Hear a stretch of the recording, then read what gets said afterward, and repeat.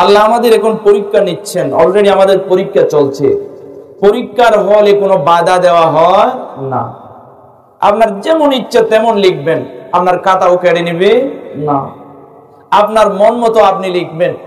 আমরা আমাদের মন মতো কাজ করে যাচ্ছি, কিন্তু ফলাফলের একটা দিন আছে না নাই? ওই দিনের জন্য, ওই দিন বাঁচার জন্য, ওই দিন মুক্তির জন্য আমাদের সবার আল্লাহর কাছে পানাহ যাওয়ার, আল্লাহর কাছে মুক্তি চাওয়ার দরকার আছে না নাই? আল্লাহ তৌফিক দান করুন, বলি আমিন। আল্লাহ তাআলা কোরআনুল কারীমে বলছেন, ওয়া ইন তাউদ্দু নি'মাতাল্লাহি লা তুহসুহা। ওগো আমার গোলামেরা, ওগো আমার বান্দারা, তোমাদেরকে আমি যে পরিমাণ নিয়ামত দান করেছি, প্রদান করেছি, এই নিয়ামতের গণনা যদি তোমরা শুরু করো, তোমার সকাল শুরু হবে, বিকাল হয়ে যাবে, তোমার সপ্তাহ শুরু হয়ে যাবে, সপ্তাহ শেষ হয়ে যাবে, তুমি গণনা করতেই থাকবা, মাসের শুরু থেকে মাস শেষ হয়ে যাবে, বছরের পর বছর শেষ হয়ে যাবে। আমি যে তোমাদের জন্য দুনিয়াতে যে নিয়ামতগুলো দিয়েছি, এই নিয়ামতের গণনা করে, এই নিয়ামতের শুকরিয়া করে শেষ করতে পারবা না। যদি বলেন আল্লাহু আকবার। সে আল্লাহর দরবারে বেশি বেশি শুকরিয়া করার দরকার আমাদের আছে না নাই? বেশি বেশি আল্লাহর কাছে হাত উঠানোর দরকার আছে না নাই? বেশি বেশি আল্লাহর কাছে হাত উঠায় আমাদের চাহিদাগুলোর কথা বলার দরকার আছে না নাই? আল্লাহ তাআলা বলেন, وَإِذَا سَأَلَكَ عِبَادِي عَنِّي فَإِنِّي قَرِيبٌ।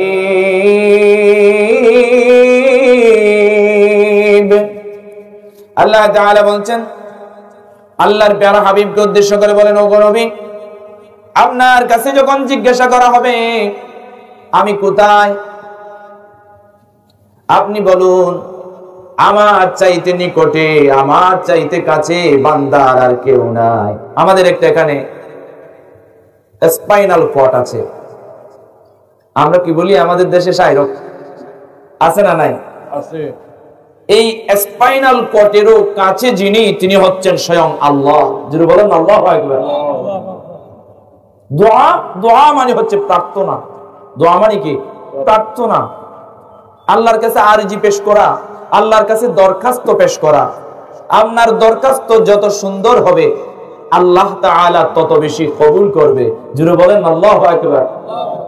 আমরা যখন কোন একটা টিচারের কাছে, কোন একটা এমপির কাছে, কোন একটা মন্ত্রীর কাছে যদি একটা দরখাস্ত দেই, ওই দরখাস্তটা যদি ভুল থাকে, ভুলে ভরা থাকে, এমন কি আমি অনেক এমপিকে দেখেছি, অনেক মন্ত্রীকে দেখেছি, আপনার দরখাস্তের একটা বানানো যদি ভুল হয়, লেখার মধ্যে কাটছাট হয় নাই, আপনার ভাষার যদি সৌন্দর্য না থাকে, লেখার ধরন যদি সুন্দর না থাকে, কিংবা একটা শব্দ যদি আপনার ভুলে মিস্টেক হয়ে যায়, বানানটা ভুল হয়ে যায়, ওই দরখাস্ত আর মঞ্জুর করে না। আমি এমন প্রিন্সিপাল, এমন প্রধান শিক্ষককেও দেখেছি আমরা যখন ছাত্র ছিলাম, যে বানান ভুল হলে ওই দরখাস্ত গ্রহণযোগ্য না। ঠিক তেমনি ভাবে দুনিয়ার মানুষ আপনার দরখাস্ত ভুল হলে ফেরত দিতে পারে, দুনিয়ার মানুষ আপনার দরখাস্তের মধ্যে খাটছাট হলে ফেরত দিতে পারে, কিন্তু আল্লাহর প্যারা হাবিব সাল্লাল্লাহু আলাইহি ওয়াসাল্লাম হাদিস শরীফে ঘোষণা করছেন, আপনার অন্তরের কোন একটা চাহিদা নিয়ে, চাওয়া পাওয়া নিয়ে আল্লাহর কাছে হাত উঠাবেন তো দূরের কথা, ওটার জন্য নিয়ত করবেন, হাত তুলতে তুলতে আল্লাহ কবুল করে ফেলবে। জোরে বলেন আল্লাহু আকবার। আমরা তো চাইতে জানি না। আমরা যখন সমস্যায় পড়ে যাই, এনজিওর কাছে চলে যাই, আমরা যখন কঠিনতার মধ্যে নিমজ্জিত হয়ে যাই, জটিলতার মধ্যে নিমজ্জিত হয়ে যাই, সুদের আশ্রয় গ্রহণ করি, ঘুষের আশ্রয় গ্রহণ করি, জোরে বলেন ঠিক কিনা? আমরা কি কখনো পেরেছি আল্লাহর কাছে গিয়ে কপালটাকে একটু মাটিতে ঠেকিয়ে দিতে পেরেছি, মাথাটাকে একটু ঝুঁকায় আল্লাহকে বলতে পেরেছি, আল্লাহ আমার এই সমস্যা? আমি আর আপনি যখন সমস্যায় পড়ে, জটিলতায় পড়ে, কঠিনতায় পড়ে, আল্লাহর কাছে না গিয়ে মানুষের কাছে যায়, আর ওই সমস্যা এটা সমাধান না হয়ে লম্বা হতে থাকে, সমস্যা বাড়তেই থাকে। জোরে বলেন না নাউজুবিল্লাহ। এজন্য আল্লাহ তাআলা বলেন, আমি মানুষের অতি নিকটে, আমার চাইতে নিকটে আমার বান্দা বান্দিনীর আর কেউ নাই। আমার বান্দা বান্দিনী যখন কষ্টে পড়ে, দুঃখে পড়ে, সমস্যায় পড়ে, কঠিনতায় পড়ে, জটিলতায় পড়ে, তখন মন থেকে একবার আমাকে আল্লাহ বলে ডাকে, আমি ওই বান্দাকে একবার আল্লাহ ডাকে, আমি বারবার তাকে সাড়া দিতে থাকি। জুড়ে বলেন আল্লাহু আকবার। উজিবু দাওয়াতাদ দাঈ ইযা দাআন ফালইস্তাজিবু লি ওয়ালইউমিনু বি লাআল্লাহুম ইয়ারশুদুন। আপনি ডাকবেন, আল্লাহ আপনার ডাকে সাড়া দেবে। এজন্য আল্লাহ তাআলা আবার বলছেন, وقال ربكم ادعوني استجب لكم। ওগো আমার গোলামেরা, তোমরা আমাকে ডাকো, আমি তোমাদের ডাকে সাড়া দেব। জোরে বলেন আল্লাহু আকবার। আমরা গুনাহ করি নাই এমন কেউ আছে নাকি? নাই। বেশার কম গুনাহ আমরা সবাই করি। আমার বন্ধুগণ, আল্লাহ তাআলা কুরআনুল কারীমে ডাক মেরে বলেন, কুল ইয়া ইবাদিয়াল্লাযীনা আসরাফু আলা আনফুসিহিম লা তাকনাতু মির রাহমাতিল্লাহ ইন্নাল্লাহা ইয়াগফিরুয-যুনুবা জামিআ ইন্নাহু হুয়াল গফুরুর রহিম। আল্লাহু আকবার বলুন। আল্লাহ তাআলা কুরআনুল কারীমে ইরশাদ করেন, রাসূলুল্লাহ সাল্লাল্লাহু আলাইহি ওয়াসাল্লামকে বলেন, ওগো নবী, আমার গোলামদেরকে বলে দেন, আপনার উম্মতদেরকে জানায়া দেন, আমার গোলামেরা যদি, আমার গোলামেরা, আমার বান্দা বান্দিনীরা অন্যায় করে করে, জুলুম করে করে, নিজের উপরে জুলুম করে করে, গুনাহ করে করে, গুনার মধ্যে নিমজ্জিত হয়ে, অন্যায় করে, অপরাধ করে, জুলুম করে, নির্যাতন করে, অপরাধ করে, কুকর্ম করে, যারা তাদের ঈমানটাকে নষ্ট করে ফেলেছে, অন্তরটাকে কালিমাযুক্ত করে ফেলেছে, গুনার সাগরে ভাসায়া দিয়েছে, কালিমা লেপন করেছে, অন্ধকারাচ্ছন্ন হয়ে গেছে, যাদের কলবটা মরে যাচ্ছে, যাদের অন্তরটা মরে যাচ্ছে, তাদেরকে বইলা দেন, লা তাকনাতু মির রাহমাতিল্লাহ, আমার রহমত থেকে যেন তারা নৈরাশ হয়ে না যায়। সুবহানাল্লাহ বলে। কেমন রহমত, কেমন দয়ার সাগর নিয়ে আল্লাহ আমাদেরকে ডাক দিচ্ছেন। দেখেন, ওগো আমার গোলামেরা, তোমরা আমার রহমত থেকে, আমার দয়া থেকে তোমরা নৈরাশ হয়ো না। কেননা ইন্নাল্লাহা ইয়াগফিরুয-যুনুবা জামিআ, আমি তোমাদের জীবনের সব গুনাহ মাফ করে দেব। আল্লাহু আকবার। আল্লাহ বলছেন, একটা নয়, দুইটা নয়, তিনটা নয়, চারটা নয়, পাঁচটা নয়, 10টা নয়, হাজার হাজার নয়, আপনার জীবনে যত গুনাহ করেছেন সব গুনাহ আল্লাহ বলেন মাফ করে দেবে। এটা কি চারটিখানি কথা? গুনার কারণে মানুষ জাহান্নামী হবে, গুনার কারণে মানুষ জাহান্নামের আযাব ভোগ করবে, গুনার কারণে জাহান্নামের আগুনের মধ্যে জ্বলতে থাকবে, ঝলসে যাবে।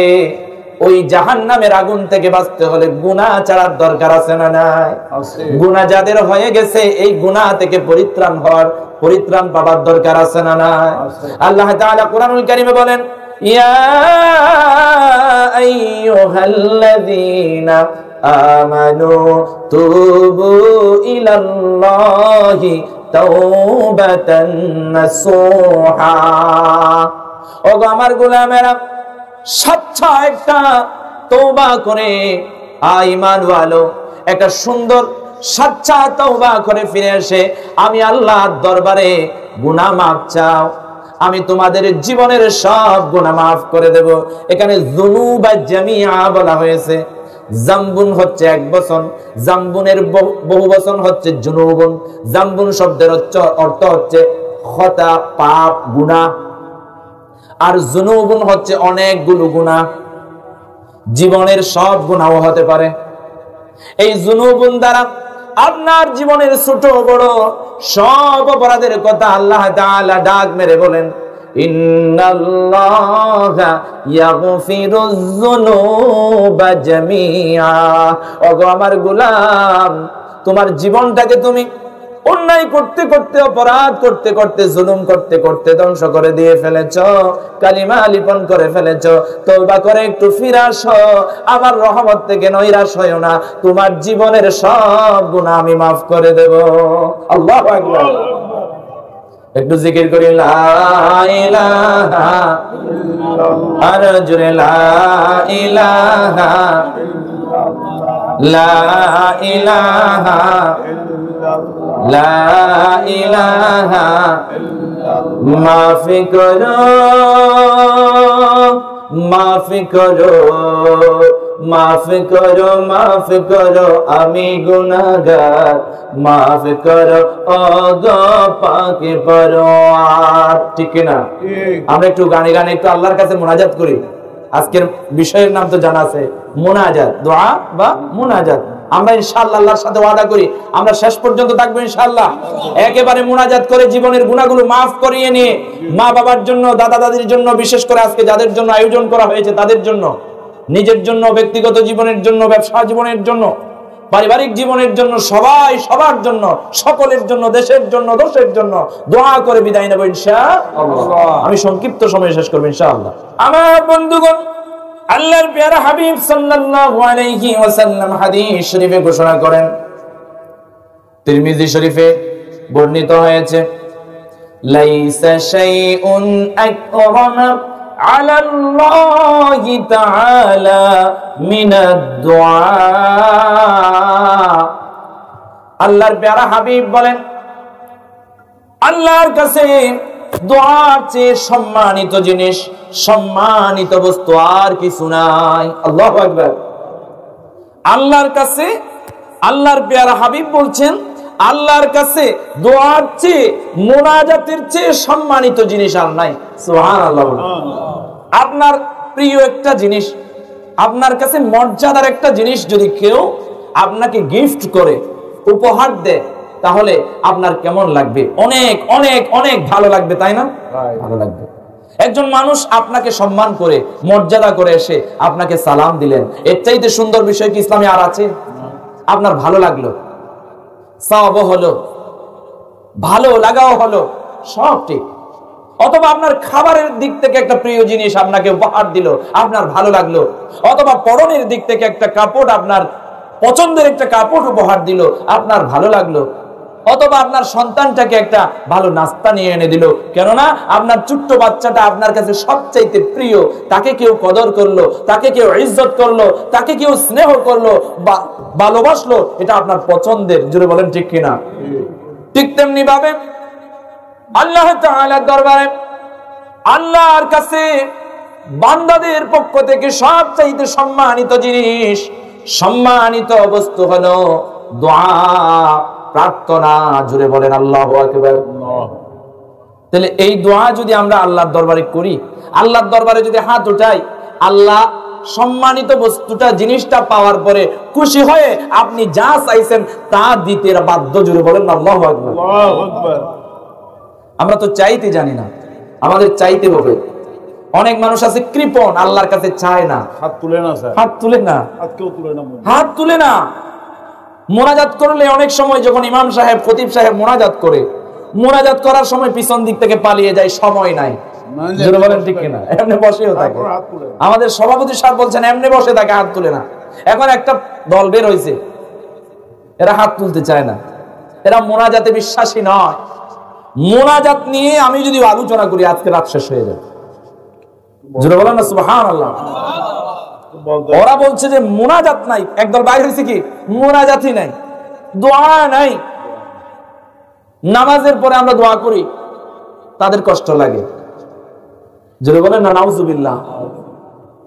আমার বন্ধুগণ, আল্লাহর প্যারা হাবিব সাল্লাল্লাহু আলাইহি ওয়াসাল্লাম অন্য হাদিসে, আল্লাহর প্যারা হাবিব তিরমিজি শরীফের অন্য হাদিসে ঘোষণা করেন, ইন্নাল্লাহা হাইয়ুন কারীম ইস্তাহয়ী ইযা রাফা'a আর-রাজুলা ইলাইহি ইয়াদাইহি আইয়ারুদ্দাহুমা সিফরান খাইবাতাইন। জোরে বলেন আল্লাহু আকবার। কোন মানুষ যখন, কোন বান্দা বান্দিনী যখন আল্লাহর দরবারে হাত উঠায়, এই হাতকে শূন্যভাবে ব্যর্থতায় উড়িয়ে দিতে আল্লাহ লজ্জা পায়। জোরে বলেন আল্লাহু আকবার। আপনি আর আমি যখন কোন একটা জিনিস আল্লাহর কাছে চাওয়ার জন্য, অথবা নামাজের পরে গভীর রজনীতে, অথবা ফজরের পরে ফজরের আগে, সকাল সন্ধ্যা যখন আমরা মুনাজাত করি, হাত তুলি আল্লাহর কাছে মুনাজাত যখন করি, মুনাজাত করার সময় আপনার চাওয়া পাওয়াগুলো শূন্যভাবে উড়িয়ে দিতে, শূন্যভাবে হাতটাকে ফেলে দিতে আল্লাহ লজ্জা পায়। এই জান্নাতের টুকরায় যে কেউ আসতে চাইলেও পারে না, একমাত্র কেবলমাত্র শুধুমাত্র জান্নাতি লোকগুলোই জান্নাতের টুকরায় দুনিয়াতে বসতে পারে। আল্লাহু আকবার। আমার বন্ধুগণ, দোয়া করলে তাকদীর পরিবর্তন হয়ে যায়। কেমনে? দোয়া করছেন, আপনার একটা বিপদ থাকতে পারে আগামীকাল, আপনার একটা মুসিবত থাকতে পারে আগামী কয়েকদিনের মধ্যে। আপনি যদি এমন কিছু দোয়া প্রত্যেক মুনাজাতে করেন, আপনার দোয়ার বরকতে ওই মুসিবত আল্লাহ কাটিয়ে দিতে পারে। যদি বলেন আল্লাহু আকবার। ওই মুসিবত থেকে আপনাকে উদ্ধার করতে পারে। সুবহানাল্লাহ। বলেন সাগরের বলেন, আসমানি বলেন, জমিনি বলেন, বিদ্যুতিক শর্ট এবং বিভিন্ন ধরনের রোগ ব্যাধি মহামারীর বলা মুসিবত আছে না নাই? আছে। আল্লাহ তাআলা আপনার আর আমার দোয়ার বদৌলতে ওই সমস্ত মহামারী থেকে, দুর্যোগ থেকে, অ্যাক্সিডেন্ট থেকে, বলা মুসিবত থেকে আমাদের দোয়ার কারণে, আমাদের ইস্তেগফারের কারণে, আমাদের প্রার্থনার কারণে, আমাদের দরুদ শরীফের কারণে, কোরআন তেলাওয়াতের কারণে, জিকির আজকারের কারণে আল্লাহ তাআলা কঠিন এবং জটিল জটিল বিপদ আপদ মুসিবত থেকে আল্লাহ বাঁচায়া দেয়। আল্লাহু আকবার। আল্লাহু আকবার। এরপরে 2 নম্বরে বলছেন, ওয়ালা ইয়াজিদুল উমরা ইল্লাল বির। সদাচরণ ব্যতীত হায়াত বাড়ে না। আমার আর আপনার হায়াতের বাজেটটা যেন আল্লাহ বাড়ায়। হুজুর, আপনারা তো কোরআনুল কারীমে বলেন, ইযা জাআ আজালুহুম লা ইস্তাখিরুনা সাআতাও ওয়া লা ইস্তাকদিমুন। মৃত্যুর সময় যখন ঘনিয়ে আসে, 1 সেকেন্ড পরে কিংবা 1 সেকেন্ড আগে হয় না। এটা তো আপনারা বলেন। আবার কিভাবে বলেন যে হায়াত বাড়ে? আল্লাহর প্যারা হাবিব বলছেন এখানে হায়াত বাড়ে কেমনে বাড়ে একটু উদাহরণ দিয়ে বোঝানোর দরকার আছে না নাই? আছে। কোরআন বলছে হায়াত বাড়ে না। আপনার 60 বছরের হায়াত, এটা 70 বছর হবে না। মৃত্যু ঠিক 60 বছরে এসে আপনাকে মালাকুল মউত এসে মৃত্যু ঘটায়া দেবে। তো হায়াত বাড়ে কেমনে হুজুর? এই আয়াত এবং হাদিসের মাঝখানে আল্লাহর নবী এবং মুফাসসিরিনে কেরাম ফায়সালা দিয়েছেন। এটার ফায়সালা হচ্ছে এমন, আপনি ঠিকই 60 বছর হায়াত পাবেন। ওই 60 বছরের ভিতরে 1000 বছরের মধ্যে যে সফলতা আপনি পাইতেন, সেই সফলতা 60 বছরের মাঝে আল্লাহ দিয়ে দেবে। আল্লাহু আকবার। এজন্য আমাদের বড়দের সম্মান করার দরকার আছে না নাই? মুরব্বীদেরকে সম্মান করার দরকার আছে না নাই? এলাকার প্রবীণ মানুষগুলো যাদের হাত ধরে এলাকা ডেভেলপ হয়েছে, যাদের হাত ধরে প্রতিষ্ঠান হয়েছে, যাদের হাত ধরে এই এলাকাগুলো সুন্দর হয়েছে, সুন্দরভাবে বেড়ে উঠেছে, গঠিত হয়েছে, ওই সমস্ত মুরব্বিয়ান ইকরামদেরকে আমাদের সম্মান প্রদর্শন করার দরকার আছে না না?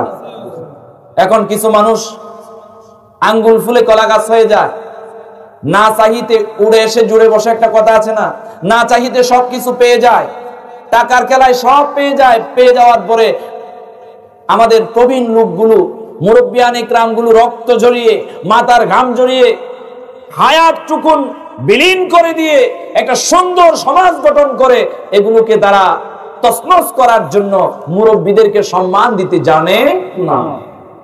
আমার বন্ধুগণ, আমি বলতে চাই, যে সমস্ত মুরব্বীদের হাত ধরে প্রতিষ্ঠান হয়, যে সমস্ত মুরব্বীদের হাত ধরে এলাকা ডেভেলপ হয়, যে সমস্ত মুরব্বীদের হাত ধরে সমাজ বিনির্মাণ হয়, ওই সমস্ত মুরব্বীদেরকে সমাজের প্রত্যেকটা মানুষের শ্রদ্ধা করা, সম্মান করা, এটা উচিত। জুড়ে বলেন ঠিক কিনা? যদি সম্মান করতে না জানেন, অশ্রদ্ধা করেন, আপনার হায়াতের বাজেট কমে যাবে। যে আপনার 60 বছর যদি হায়াত থাকে, ওই হায়াতের যে বরকত, যে মর্যাদা, যেটা পাওনা, যেটা ফজিলত, সেটা আপনার কাছে কমে যাবে। আর যদি আপনি মুরব্বীদের সম্মান দিতে জানেন, মর্যাদা দিতে জানেন, বড়দের সালাম, বড়দের সেবা শুশ্রূষা, বড়দের খেদমত, বড়দের কাছ থেকে দোয়া নেওয়া, এগুলো যদি আমরা করতে পারি তাহলে আমাদের হায়াতের মধ্যে বরকত এসে যাবে। জোরে বলেন আল্লাহু আকবার। এখন আমাদের দেশে কি আসছে জানেন? কদিন আগে কাকরাইলে সাদপন্থী জালেম গুলো, কাফের গুলো, আমি তাদেরকে কাফের বলি, কেননা ওই সাদপন্থী এতাআতি ওই তাবলীগ গুলো, আলেমপন্থী তাবলীগ, দুই গ্রুপের সংঘর্ষ। সেখানে অবশ্যই অপশক্তি ঢুকে পড়েছে। জুড়ে বলেন নাউজুবিল্লাহ। ওই অপশক্তির সাথে ওই সাদপন্থী বেচা কিনা হয়ে গেছে। ওই সাদপন্থী মুআজ আলেম পক্ষের প্রায় 4-5 জন মানুষকে হত্যা করেছে। জুড়ে বলেন নাউজুবিল্লাহ। এরা আলেমদেরকে সম্মান দিতে জানে নাই, আলেমদেরকে মর্যাদা দিতে জানে নাই, আলেমদেরকে শ্রদ্ধা করতে জানে নাই। একজন মানুষকে হত্যা করা মানে গোটা জাতিকে হত্যা করা। জুড়ে বলেন নাউজুবিল্লাহ। তাবলীগকে আমরা ভালোবাসি। আল্লাহর রাসূল তাবলীগ করেছেন, দাওয়াত দিয়েছেন, আল্লাহর নবী দাওয়াত দিয়েছেন, আল্লাহর নবীর সাহাবারা দাওয়াত দিয়েছেন, আলেম ওলামারা দাওয়াত দিচ্ছেন, আলেমরাও দাওয়াত দিচ্ছেন। এই যে আমরা ওয়াজ করতেছি, এটাও তাবলীগ। জোরে বলেন না সুবহানাল্লাহ। আর আপনি ওয়াজ নসিহত শোনার পরে যা জেনেছেন, যা বুঝেছেন, আপনার পরিবারের কাছে, আপনার বন্ধুর কাছে, আপনার প্রতিবেশীর কাছে দাওয়াত পৌঁছে দেওয়ার নাম তাবলীগ। জোরে বলেন না আল্লাহু আকবার। আপনি বেনামাজিকে নামাজের দাওয়াত দেওয়া তাবলীগ। কিন্তু এমন কোন তাবলীগের শিক্ষা আল্লাহর নবী দেয় নাই, এমন কোন তাবলীগের শিক্ষা আল্লাহর নবী দেয় নাই। দ্বীন প্রচার করতে গিয়ে মানুষ খুন করতে হবে, এমন দাওয়াত আল্লাহর নবী দেয় নাই। জোরে বলেন ঠিক কিনা? সুতরাং প্রিয় হাজরিন, তাবলীগকে আমরা ভালোবাসি। তাবলীগের ভাইদেরকে আল্লাহ হেদায়েত দান করুন বলি আমিন। দুই গ্রুপের সংঘর্ষ, সমঝোতা এসে ঐক্যবদ্ধ হয়ে আবার দ্বীন প্রচারের কাজে ঝাঁপিয়ে পড়ার তৌফিক আল্লাহ তাদেরকে দান করুন বলি আমিন। ওই তাবলীগের ভিতরে যে সমস্ত অপশক্তি ঢুকেছে, স্বৈরাচারী শাসকের শক্তি ঢুকে পড়েছে, ওই শক্তিকে আল্লাহ তাআলা সেখান থেকে বিতাড়িত করুন বলি আমিন। প্রিয় হাজিরিন, আলেমদেরকে ভালোবাসবেন, পারলে আলেম হবেন, না পারলে আলেম বানাবেন সন্তানগুলারে, আর না পারলে আলেমদেরকে সম্মান দেবেন, মর্যাদা দেবেন, আলেমদের সহযোগী হবেন, সহযোগিতা করবেন। কিন্তু আলেম বিদ্বেষী হওয়া যাবে না। জুড়ে বলেন ঠিক কিনা? যেই জনপদে আলেমের বিদ্বেষ হয়, যেই জনপদের মানুষগুলো আলেম বিদ্বেষী হয়ে যায়, আলেমদের বিপক্ষে চলে যায়, ওই এলাকায় মনে করে নিতে হবে চিরেই ধ্বংস এবং আল্লাহর গজব আসা শুরু হয়ে যাবে। নাউজুবিল্লাহ। সুতরাং প্রিয় হাজরিন, প্রবীণ মুরব্বী আলেম ওলামাদেরকে সম্মান করলে, মর্যাদা দিলে আপনার হায়াতে মর্যাদা বরকত বেড়ে যাবে। জোরে বলেন আল্লাহু আকবার। আমার বন্ধুগণ, আল্লাহর নবী সাল্লাল্লাহু আলাইহি ওয়াসাল্লাম বলেন, আদ-দুআউ সিলাহুল মুমিন ওয়া ইমাদুদ্দিন ওয়া নূরুস সামাওয়াতি ওয়াল আরদ। দোয়া হচ্ছে মুমিনের, দোয়া হচ্ছে মুমিনের অস্ত্র। আমাদের কাছে অ্যাটম বোম নাই, আমাদের কাছে রিভলভার নাই, আমাদের কাছে মিসাইল নাই, আমাদের কাছে পরমাণু শক্তি নাই। আমাদের কাছে একটা অস্ত্র আছে, সেটা হচ্ছে আমাদের দোয়া। জুড়ে বলেন আল্লাহু আকবার। মুমিনদের দোয়া এমন ভাবে কাজ করে, পৃথিবীর কোনো শক্তি নাই, পৃথিবীর কোনো অস্ত্রের শক্তি নাই যে অস্ত্রের শক্তি দোয়ার কাছে পরাজিত হয় নাই। জুড়ে বলেন আল্লাহু আকবার। এই একটা আল্লাহু আকবারের তাকবীরের কাছে গোটা পৃথিবীর সকল প্রকার অস্ত্র পানি হয়ে যায়। জোরে বলেন আল্লাহু আকবার। সে অস্ত্র আমাদের আছে। কেমন অস্ত্র? কালিমার মতো অস্ত্র আমাদের আছে। একটু বলি লা ইলাহা ইল্লাল্লাহু মুহাম্মাদুর রাসূলুল্লাহ। একটু জিকির করি লা ইলাহা ইল্লাল্লাহ। আল্লাহর রাসূল সাল্লাল্লাহু আলাইহি ওয়াসাল্লাম মুনাজাতের ব্যাপারে, দুআর ব্যাপারে অন্য হাদিসে বর্ণনা করেন, মান লাম ইয়াদউল্লাহ গদিবা আলাইহি। আল্লাহর প্যারা হাবিব বলেন, আল্লাহর কাছে দোয়া না চাইলে, আল্লাহর কাছে প্রার্থনা না করলে, কোন মানুষ যদি আল্লাহর কাছে না চায়, কেউ যদি আল্লাহর কাছে হাত না উঠায়, ওই মানুষের উপরে আল্লাহ রাগান্বিত হয়ে যায়। জোরে বলেন না নাউজুবিল্লাহ। মায়ের কাছে বাবার কাছে যত চাইবেন, আব্বা আব্বা বলে যত চাইবেন, মায়ের কাছে আম্মু আম্মু বলে যত আসল তলে যাবেন, মা বাবা তত খুশি হয়ে যায়। জোরে বলেন না সুবহানাল্লাহ। আমার আল্লাহ আমাদেরকে মানুষকে এমন দয়া করে এমন মোহাব্বত করে সৃষ্টি করেছেন যে বান্দারা যত আল্লাহকে ডাকে আল্লাহ বিরক্ত হয় না, আল্লাহ খুশি হয়ে যায়। জোরে বলেন না আল্লাহু আকবার। বরং আল্লাহকে আল্লাহ বলে না ডাকলে আল্লাহ রাগান্বিত হয়ে যায়। তো আল্লাহ যার উপরে রাগ দেখাবে সে বাক হারাবে। জোরে বলেন ঠিক কিনা? কিসের বাক হারাবে? জান্নাতের বাক হারাবে, জাহান্নামে যাবে। সুতরাং দোয়া করার দরকার আছে না? আমরা যা চাইবো আল্লাহর কাছে চাইবো, মানুষের কাছে চাওয়ার দরকার নাই। হাত পাতা, মানুষের কাছে হাত পাতা এত নিকৃষ্ট কাজ, এত নিকৃষ্ট কাজ আমি আমার জীবনে কোন ফকিরকে ধনী হইতে দেখি নাই। আপনারা দেখেছেন কিনা জানি না, তবে এমন কোন ফকির আমি ধনী হইতে দেখেছি যে ফকিরগুলো আল্লাহর কাছে ভিক্ষুকের মতো চায়। জোরে বলেন না সুবহানাল্লাহ। আপনি দেখবেন আমাদের সমাজে যে মানুষগুলো ভিক্ষাবৃত্তি করার জন্য আসে, প্রত্যেক দিন ভিক্ষা করে। কিছু মানুষ আছে চাকরি করে, কিছু মানুষ আছে ব্যবসা করে। ব্যবসা করেও যে টাকা পায় না, ব্যবসা করেও যা রিজিক পায় না, তার চাইতেও বেশি রিজিক প্রত্যেক দিন আমাদের ঘর থেকে উঠায় আনিয়া যায় ভিক্ষুকরা। জোরে বলেন ঠিক কিনা? তবে আমার আর আপনার ঘরে যখন ভিক্ষুক আসবে তাদেরকে তাড়াইয়া দেবার সুযোগ নাই। তার নাই বলেই আপনার দরজায় কড়া নাড়ছে। আপনি যদি কিছু না দিতেও পারেন, এক গ্লাস পানি হলে দেবেন। কিছু যদি নাও দিতে পারেন, অন্তত তাকে মিষ্টি ভাষায় কিছু কথা বলে বিদায় দেবেন। পারবেন তো ইনশাআল্লাহ? আমি বুঝাতে চেয়েছি ওই মানুষগুলো প্রত্যেক দিন তাদের ইনকাম 1000 থেকে 2000 টাকা। কিছু মানুষের আরো বেশি হয়, আমাদের সভাপতি সাহেব বলছেন আরো বেশি হয়। কিন্তু আমার বন্ধুগণ তাদেরকে দেখবেন না আপনি কোটিপতি হইছে, তারা ভিক্ষুক হই থেকে গেছে। আমার বন্ধুগণ একটা ভিক্ষুকের কথা আমি বলি। ভিক্ষুক ভিক্ষা করতেছে। একজন মানুষ বলে উঠলো, আহারে ভিক্ষুক, আমাদের কাছে এসে 1 পয়সা 2 পয়সা নিয়ে তুই তো কোটিপতি হইতে পারবি না। জীবনটাই তো ভিক্ষা করে করে শেষ করে দিলি। জীবনে কি ভিক্ষা ছাড়া আর কিছু করবি না? যা এমন একজন মানুষের কাছে যা, বাদশাহ শাহজাহানের দরবারে যা, এমন ভাবে তোরে দেবে আর ভিক্ষা করতে হবে না। যে কথা সেই কাজ। বাদশাহ শাহজাহানের বাসায় চলে গেলেন। গেটের মধ্যে কাকুতি মিনতি কইরা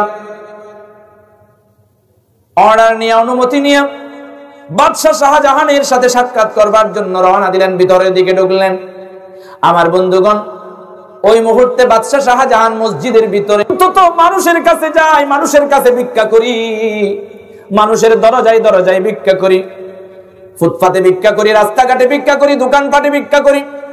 আল্লাহ বাদশাহ শাহজাহান কোন মানুষের কাছে নয়, মসজিদের ভিতরে কার কাছে যেন উপরের দিকে হাত উঠাইয়া ভিক্ষুকের চাইতে বেশি কান্না করে হাত উঠাইয়া ভিক্ষা খুঁজতেছে। জোরে বলেন আল্লাহু আকবার। বাদশাহ শাহজাহানকে যিনি বাদশাহী দান করেছে, বাদশাহ শাহজাহানকে যিনি সম্পদ দিয়েছে, বাদশাহ শাহজাহানকে যিনি রিজিক দিয়েছে, ওই মালিকের কাছে আমি ভিক্ষা করব, আর পৃথিবীর কোন মানুষের দাঁড়ে দাঁড়ে আর ভিক্ষা করতাম না। জোরে বলেন আল্লাহু আকবার। আমাদেরকে সেই মালিকের কাছে ভিক্ষা করার দরকার আছে না নাই? আপনার টাকা নাই, আল্লাহর কাছে চান। রিজিক নাই, আল্লাহর কাছে চান। জীবনে ঘর করতে পারেন না, আল্লাহর কাছে ঘর চান। আপনার সন্তান মানুষ হয় না, আল্লাহর কাছে চান। চাওয়ার দরকার আছে না নাই? আল্লাহ তাআলা আমাদের সকল চাহিদা আল্লাহর কাছ থেকে দোয়ার মাধ্যমে, মুনাজাতের মাধ্যমে কবুল করানোর তৌফিক আল্লাহ দান করুন বলি আমিন। আমার বন্ধুগণ, অন্য হাদিসে আল্লাহর প্যারা হাবিব বলছেন, আজাজুন নাসি মান আজিজা আনিদ দুআ ওয়া আবখালুন নাসি মান বাখিলা বিস সালাম। আল্লাহর প্যারা হাবিব বলছেন, সবচেয়ে অক্ষম, সবচেয়ে দুর্বল মানুষ হলো ওই ব্যক্তি যে ব্যক্তি আল্লাহর কাছে দোয়া করে না সে ব্যক্তি।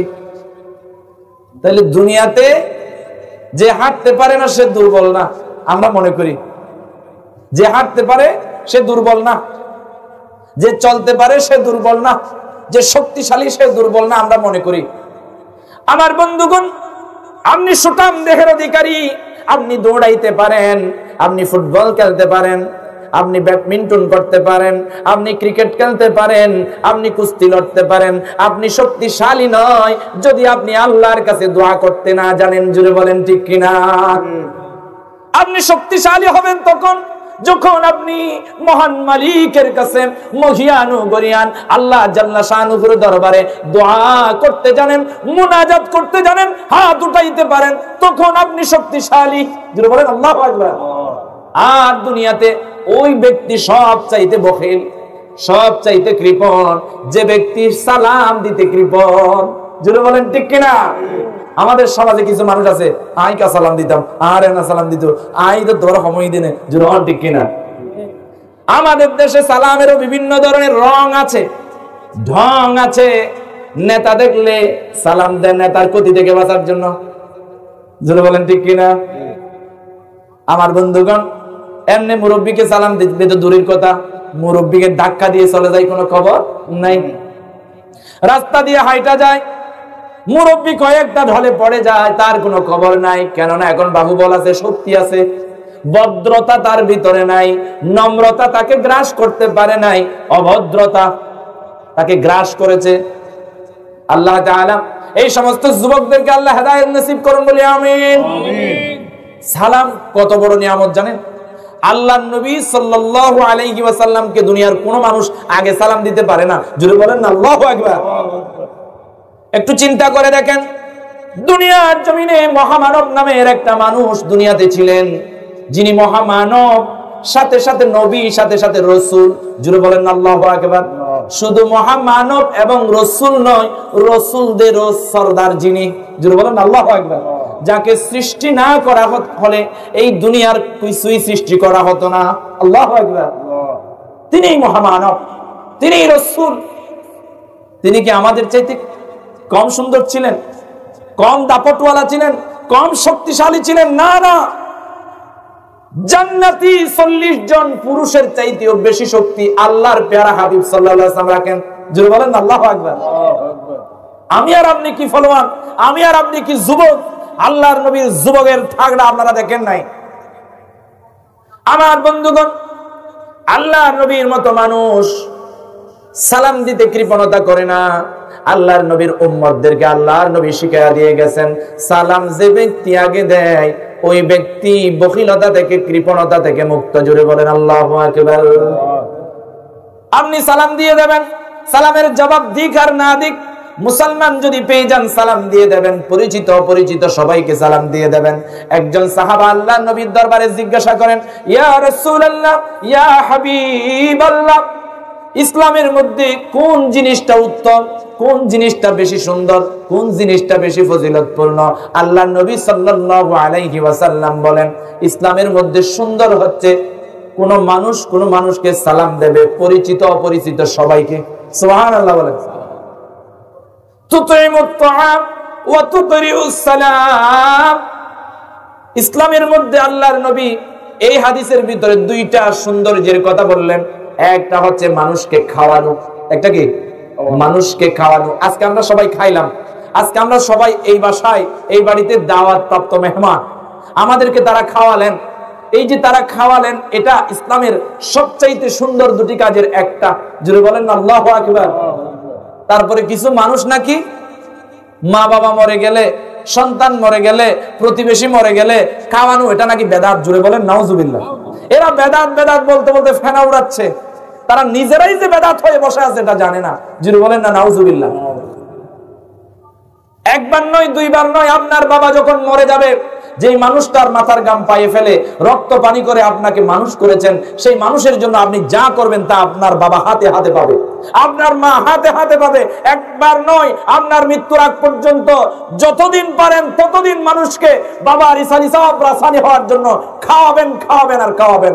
কোনো বেদাত নয়। জুড়ে বলেন আল্লাহু আকবার। আল্লাহর নবী বলেছেন খাওয়ানো উত্তম কাজ, আর আমরা বলছি বেদাত।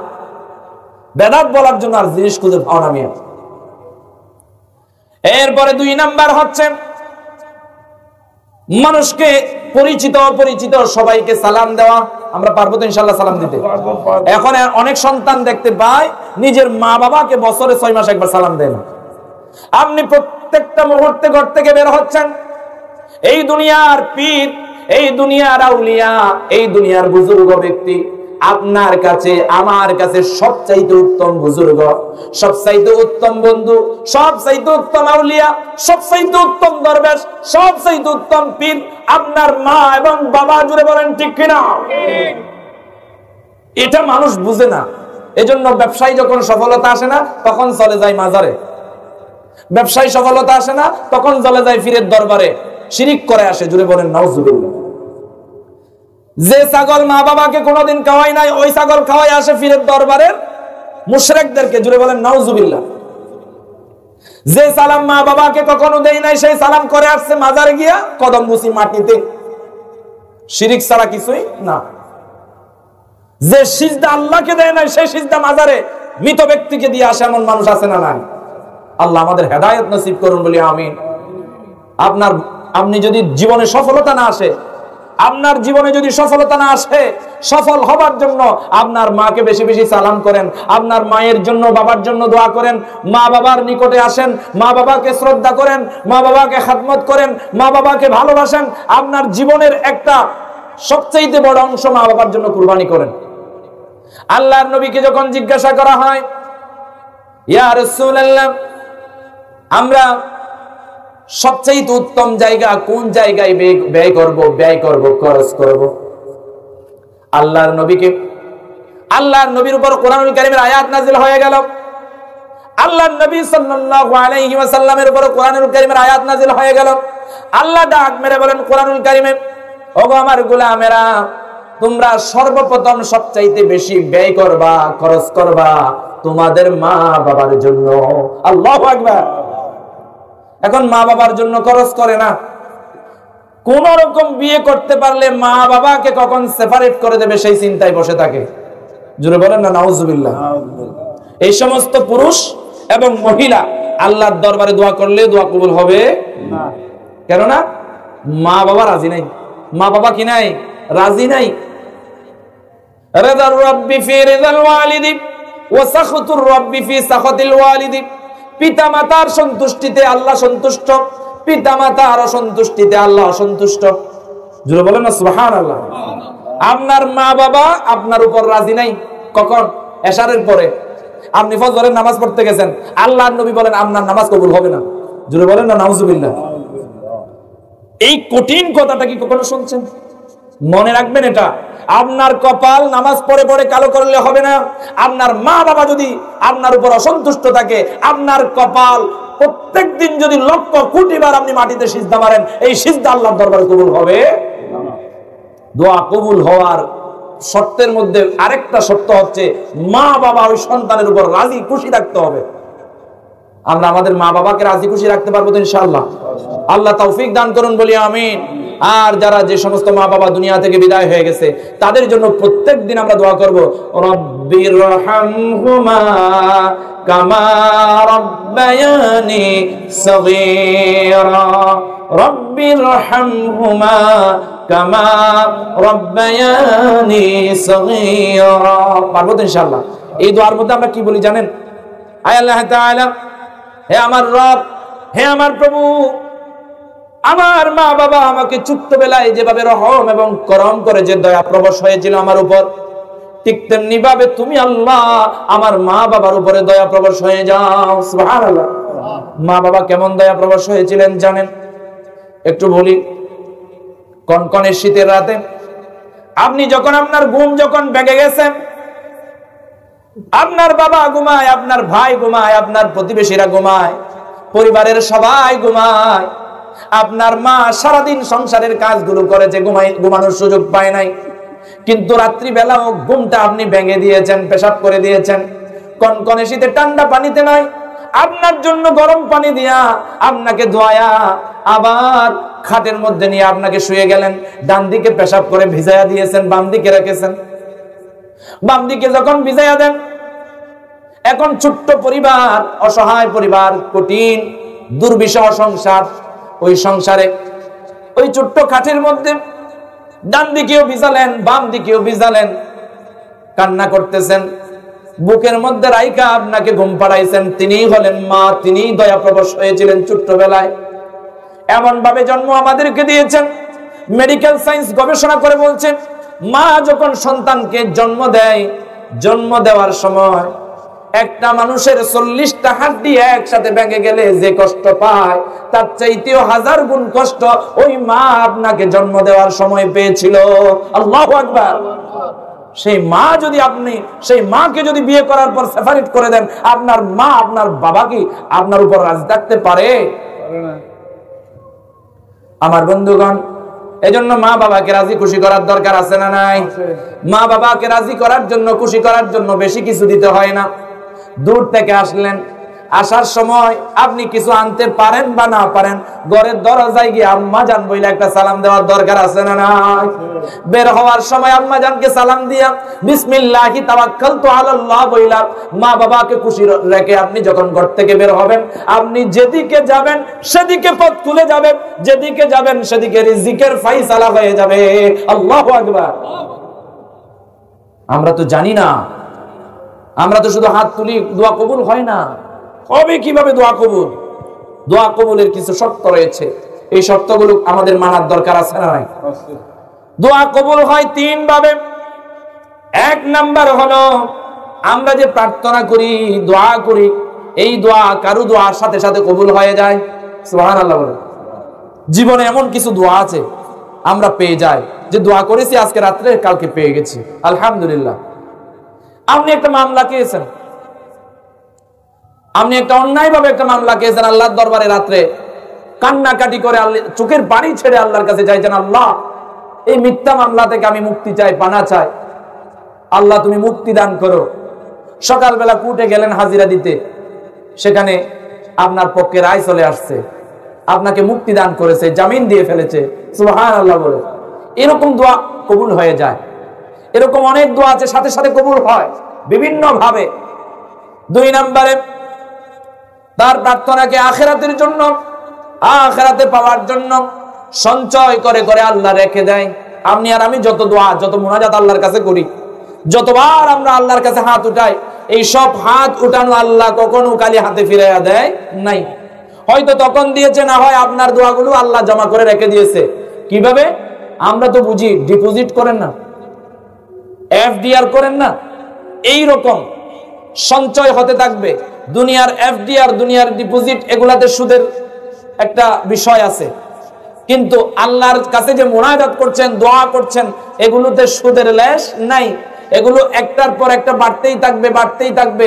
আপনি যখন কিয়ামতের ময়দানে যাবেন, হিসাব নিকাশের সময় আপনি সেই আমল নামার বোঝাটা দেখতে পাবেন। যদি বলেন আল্লাহু আকবার। সেদিন আপনি কি কাজ করেছেন, এখানে জর্রা জর্রা পরিমাণ, ভালো করলে ভালো, খারাপ করলে খারাপ, সব কিছু আপনি চোখের সামনে পেয়ে যাবেন। যদি বলেন না সুবহানাল্লাহ। আমি ওদিকে যাচ্ছি না। আমার বন্ধুগণ, 3 নম্বরে, আপনার দোয়াগুলো কোন বিপদ, কোন আপদ, কোন মুসিবত, আজ হোক কাল হোক, আপনার দোয়ার কারণে বিভিন্ন ধরনের বালা মুসিবত থেকে আপনি মুক্ত হয়ে যাবেন, আল্লাহ মুক্ত করে দেবে। তাহলে 1 নম্বরে, প্রার্থনা করলে সাথে সাথে কবুল হয়। 3 ভাবে আল্লাহ দোয়া কবুল করেন। 1 নম্বরে, প্রার্থনা করলে সাথে সাথে দোয়া কবুল হয়ে যায়। 2 নম্বরে, এই দোয়াগুলো সঞ্চয় করে আল্লাহ রেখে দেন, কিয়ামতের মাঠে পেয়ে যাবেন। যে আমল দিয়ে, যেই দোয়াগুলো দিয়ে আল্লাহ আপনাকে জান্নাত পর্যন্ত পৌঁছায় দেবে। 3 নম্বরে, দোয়ার কারণে, দোয়ার বদৌলতে আপনি আর আমাকে, আপনাদেরকে বিভিন্ন ধরনের বালা মুসিবত থেকে দূর করে দেয়। আল্লাহু আকবার। আমার বন্ধুগণ, আমরা দুনিয়াতে রিজিক চাই, সম্পদ চাই, আমরা দুনিয়াতে অনেক কিছু চাই, কিন্তু পাই না। আল্লাহর কাছে চাইতে হবে, আল্লাহর কাছে হাত উঠাইতে হবে। পাপ করলে, পাপের কারণে আল্লাহ তাআলা আমার আর আপনার দোয়াগুলো কবুল করে না, পাপ রাশির কারণে। তওবা করে যদি পাপ রাশি আমরা কমায়া নিতে পারি, তাহলে আমার আর আপনাদের দোয়াগুলো তাড়াতাড়ি কবুল হয়ে যাবে। তাহলে আমাদেরকে দোয়া করার আগে পাপ থেকে দূরে থাকতে হবে।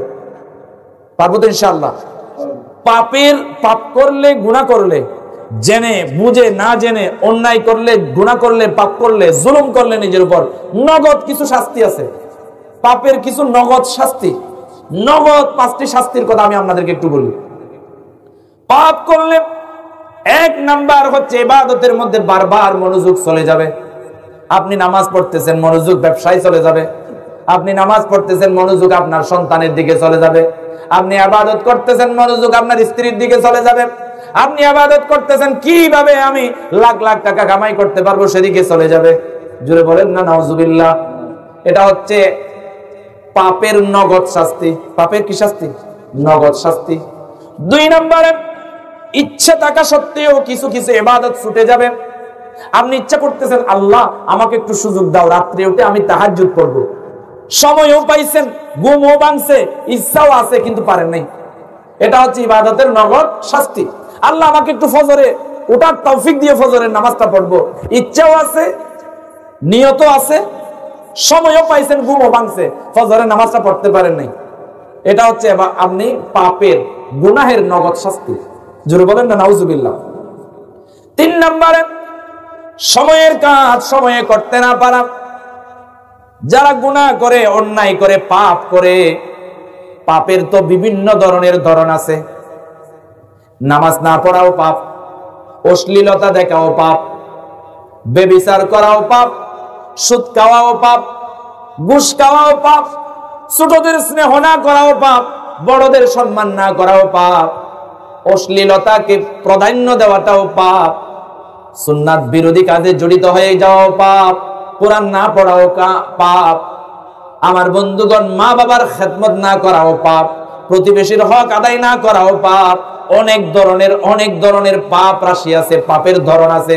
আপনি যেই পাপই করেন না কেন, পাপ রাশি যখন বেড়ে যাবে, পাপের নগদ কিছু শাস্তি আছে।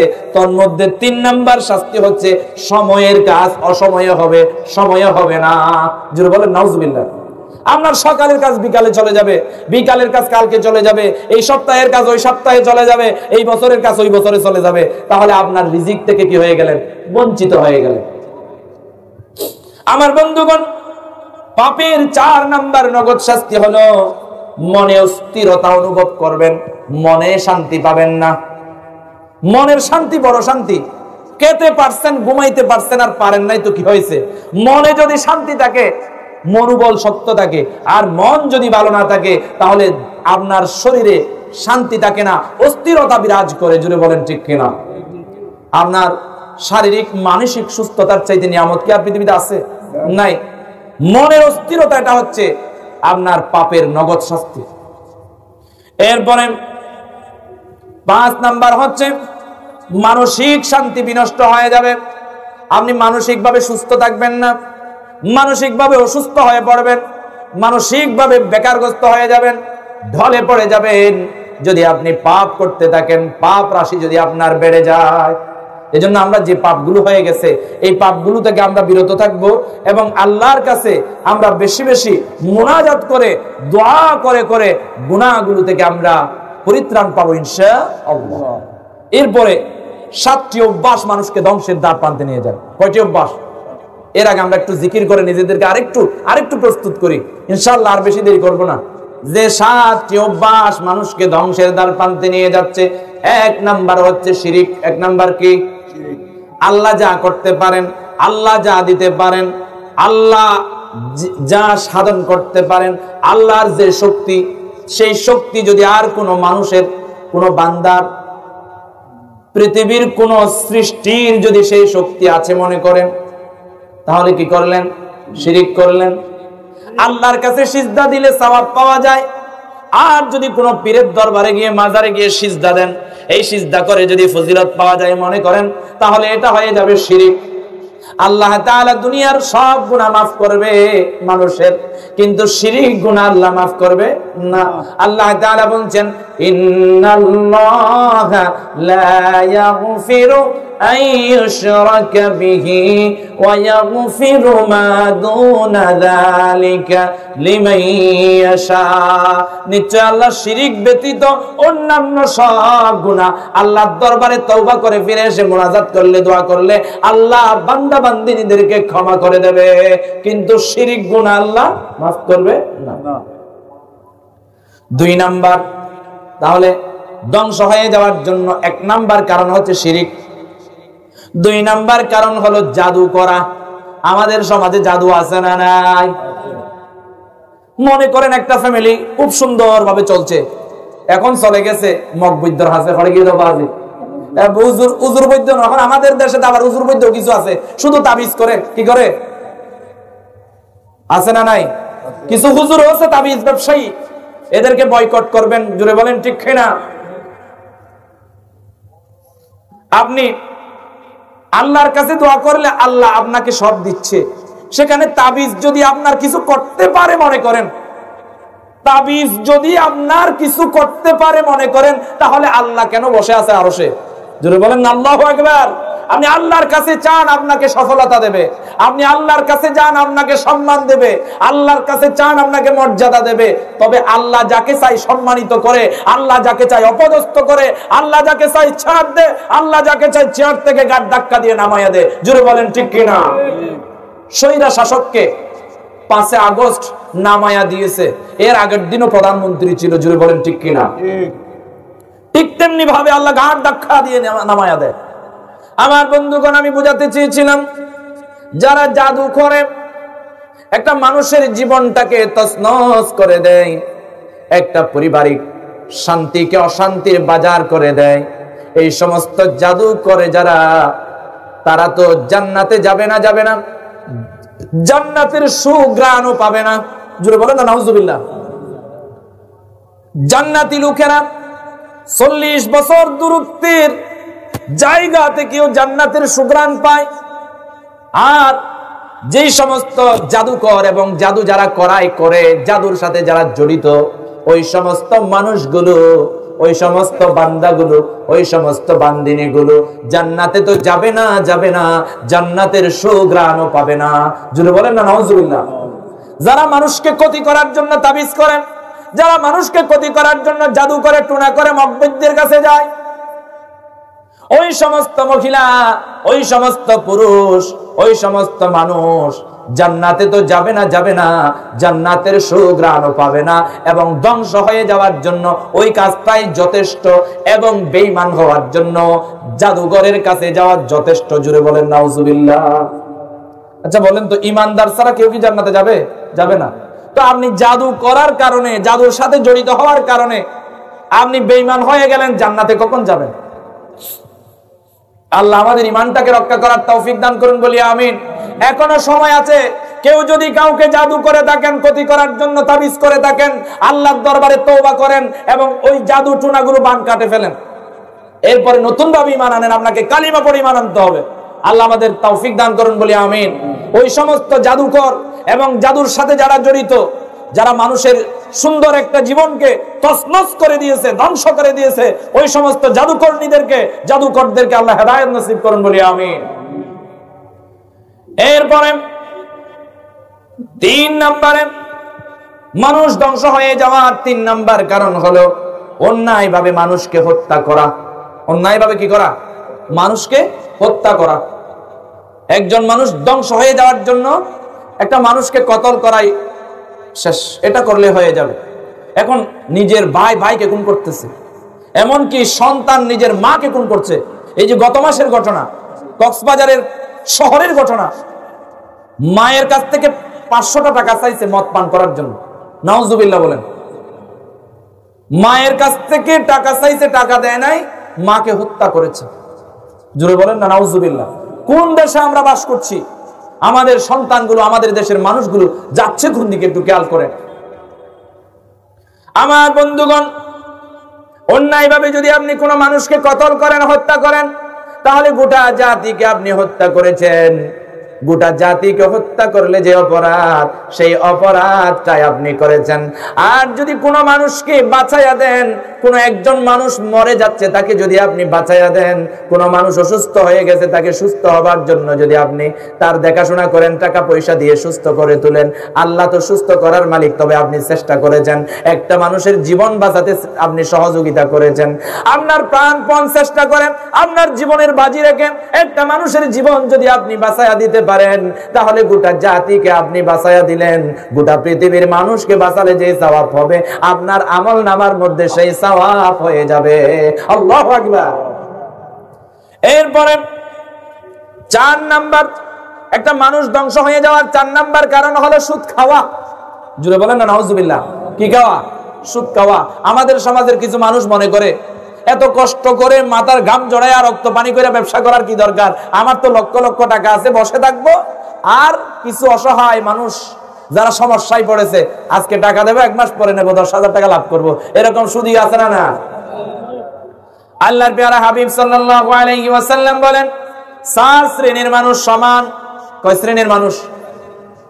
লাআনা আকিলার রিবা ওয়া মুকিলাহু ওয়া শাহিদাইহি ওয়া কাতিবাহু ওয়া ক্বালাহুম সাওয়া। 4 শ্রেণীর মানুষ সমান। যে সুদ দেয়, যে সুদ খায়, যে সুদের লেখক, যে সুদের সাক্ষী। কয়টা? 4টা। 4 প্রকার। এই 4 প্রকার মানুষ সমান। এই 4 প্রকার মানুষের উপরে আল্লাহর লানত। লানত, লানত শব্দের অর্থ কি জানেন? আল্লাহর অভিশাপ। আল্লাহর কি? অভিশাপ, আল্লাহর গজব।